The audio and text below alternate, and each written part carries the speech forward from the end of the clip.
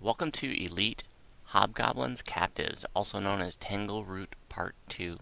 Now I'm here in the tavern in Tangleroot because I wanted to show you, just in case that you're new, that you don't have to keep making the run out there. Once you talk to Aramek Quell here right in front of me, and you've made the run out to Chief Ungers once, you can just talk to Aramek here, and he'll transport you right to Chief Ungers. Now, Tangleroot has a lot of running back and forth, which drives me insane. I really hate chains that are running back and forth and running through essentially the same instance over and over. And so, if you feel that way too, what I would recommend that you do is just do the portions of this chain that are at your level. This is a 10-part chain. And it starts at level 3 and goes up to level 7, so on Elite they're level 5 to 9. And every 2 parts it goes up a level. So I'm level 5 right now, and I'm doing the two, level 3 parts on Elite, and then I'll do the next parts next level, level 6, and so on and so forth. And there are a lot of chains that are like that. Sorrow Dust, for example, is like that. There's a lot of running back and forth there. In this particular one, the instance is the same every time, basically, except each time you're going a little bit further, and there are different objectives. You're going a little bit further into the dungeon. Now, the reason why I chose this one is because I referenced doing something I'm going to show you in my Maleficent series, the Favored Soul True First Life series, about farming collectibles here. And I'm going to go into that in a minute, but first, I just want to show you the enhancements. Now, I chose a different strategy that I discussed last video, that I decided to go right for the Harper leadership, because that, combined with my past lives, augmented summoning, gives my wolf and all my summons plus 14 to all stats, and that's just sick. So I thought it'd be a lot of fun to try something different. Sort of more traditionally, I would recommend going straight for the SLAs and getting Call Lightning as fast as possible. I've got a total of 19 action points right now. You need 20 before you can start spending points in Tier 4. So with 21 points, you could start having the SLA of Call Lightning. It's extremely powerful, and I would highly recommend you go that route, especially if you're newer to the build. Also, I've done this build many lives. I've also gone right for greater heroism on a couple of my lives too, and so you just need 17 action points to get greater heroism. You need 15 points to get up to Tier 4, and then 2 points to buy greater heroism. So that means here at level 5 I could have greater heroism, and that's really awesome too. So you've got 3 different solid options there, in my opinion, to go for.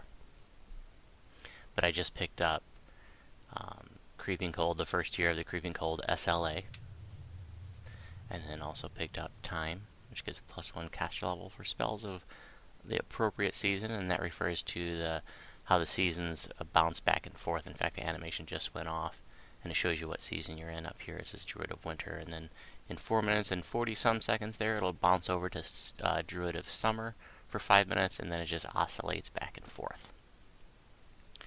Let's talk about gear. This is a huge level because there are lots of gear changes, and there are some sets and challenge items that you can start wearing too.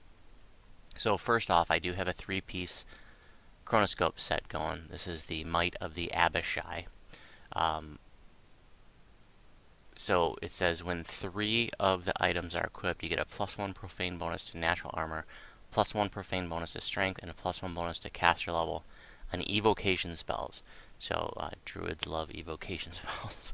So Call Lightning, for example, is evocation. And then if you have the 5-piece set equipped, you get an additional +1 profane bonus to Constitution and +1 bonus to caster level on evocation and conjuration spells. And so right now this is the Helm of Frost, the Boots of Corrosion,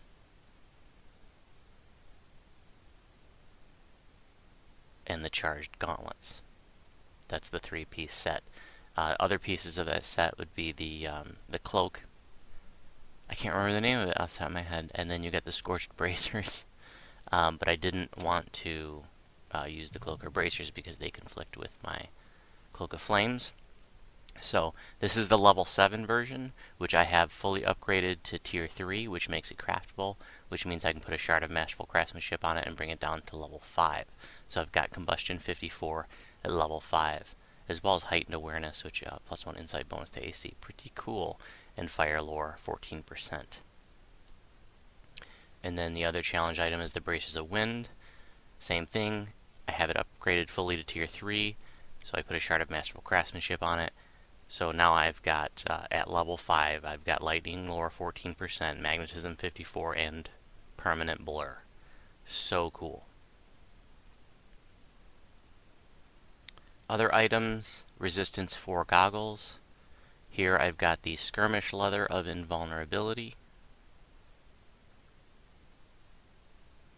Improve False Life on the ring. The other ring, I still have the Ring of Elemental Essence. That's just because I don't have any other glaciation item right now to affect my creeping cold. So I'm just using that. You know, I could probably put something better there. In fact, I probably could have crafted a better glaciation ring, but I don't really care. It's not going to make that much of a difference right now. And then for the belt, I've got Con 3 on there. I could have up to Con 4, but that would just put me at 25, which is an odd number, so I didn't bother to make it any higher than that. For the trinket, got the upgraded Vibrant Purple Ioun Stone. This gives Archmagi plus 200 spell points at level 5, plus spell penetration 3. It's huge for any caster. Now, Ioun Stones they have a very, very, very slim chance of dropping basically anywhere, but if you're not aware, in the Dreaming Dark quest, out on the Isle of Forgotten Dreams, and that's the capstone quest to the whole Inspired Quarter Dreaming Dark chain, that has a really good chance of dropping Ioun Stones within the quest, and then for the end reward for the quest, and then you have a guaranteed random Ioun Stone to drop in every third completion. So I would highly recommend farming out your Vibrant Purple Ioun Stone, and for any caster, and your Pale Lavender Ioun Stone, which I forgot to take out of the bank, but that has spell absorption on it. One of the best items, one of the sort of best universal items in the game. Universal meaning it's good for every tune across the board. Got +1 Life Shield, Heavy Darkwood Shield, and +2 Acid Flame Touched Iron Scimitar of Bleeding. On the pet, let's take a look at the pet stats with the +14 going on, and now if I put Bull Strength and Bear's Endurance, now he's got a 40 Strength. Let me just show you that here. I'm going to put Bear's Endurance and Bull Strength, or Bear's Strength and Bull Strength and Bear's Endurance. 40 Strength, level 5. That's so crazy. Dex 36, Intelligence 24. This wolf can get any runes. I love it.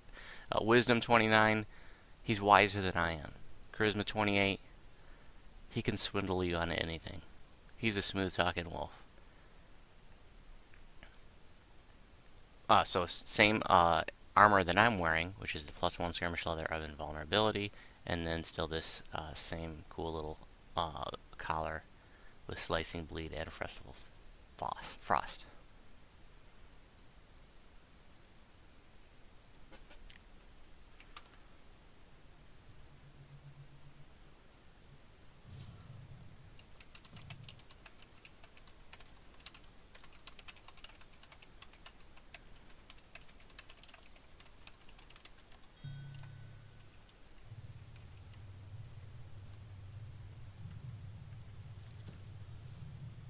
Oh, and for spells, picked up Call Lightning. Actually, no, I had that. No, that's right. I picked up Call Lightning and Spider Skin as my 2 spells. And get my Wolf Spider Skin, Magic Fang. Oh, I already gave him Bears and Bulls. But I am going to give the Lioness Bears and Bulls. For whatever reason, and I'm not sure what this is all about. Like, you can give the summons Bears and Bulls, you can see them there, but Magic Fang just does not show up on them. I don't know what the deal with that is, but I just wanted to show that.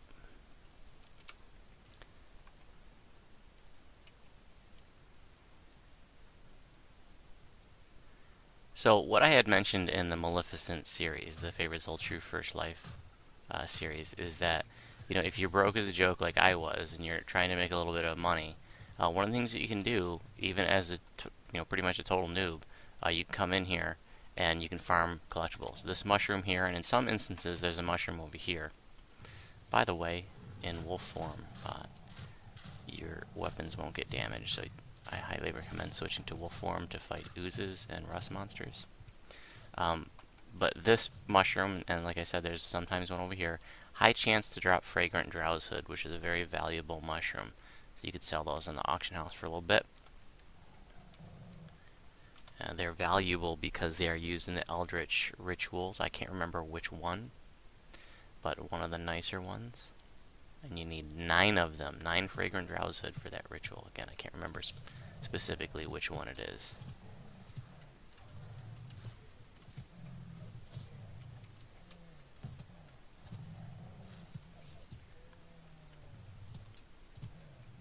But depending on how many are on the auction house, you may be able to sell those for 25, 50k each. And if you're broke, if you're new and you're broke, that's serious money. That was when I was doing that tune on that new server. I had nothing. That was big time. This particular bookshelf too has a high chance of dropping a silver flame hymnal, one of the most valuable collectibles in the game, second to perhaps only the lightning split sorewood. Also because that is used in a Eldritch ritual.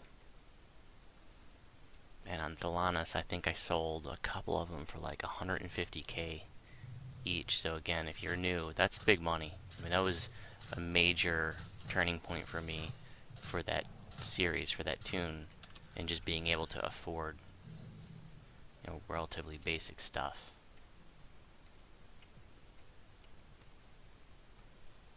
And what you can do is you can come in here, farm those 2 collectibles really quick, go out, reset the instance, and do it again. So each iteration, and you can just do it on normal. Each iteration only takes about a minute. You could spend a half hour in here, or an hour even, if you have the kind of patience and it doesn't drive you insane like it does me. And you could build up a little supply of those collectibles.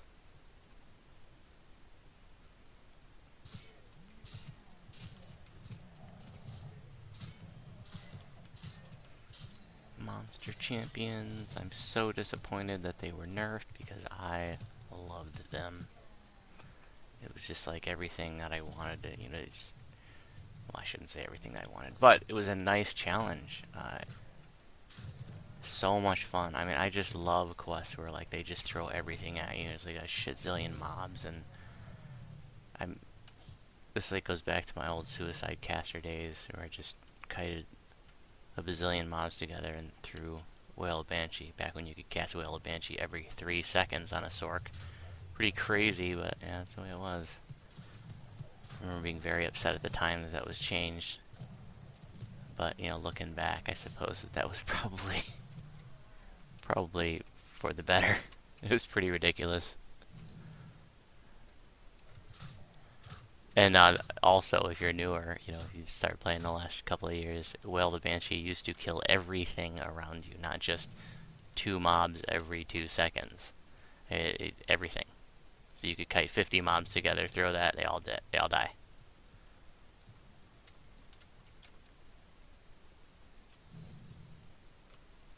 So here we're looking for a couple prisoners on each side, then there's one in the final fight room. These locked doors, by the way, just an optional. The boss at the end drops the key to get in there. I think it could be picked too. But if you're interested, you could do that.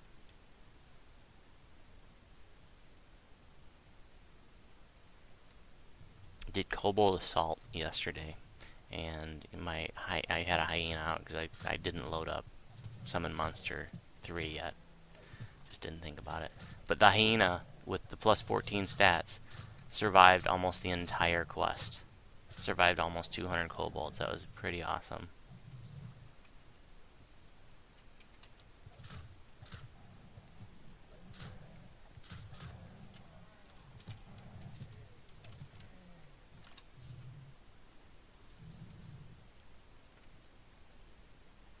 Another optional down in this pit here.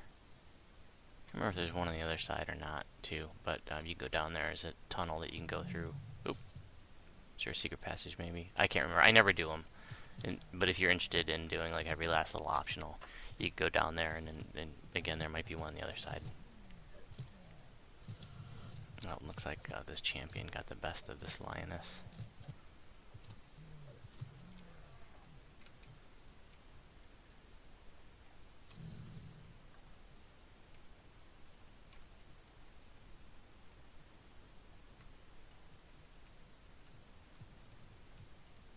My buffs are gone already.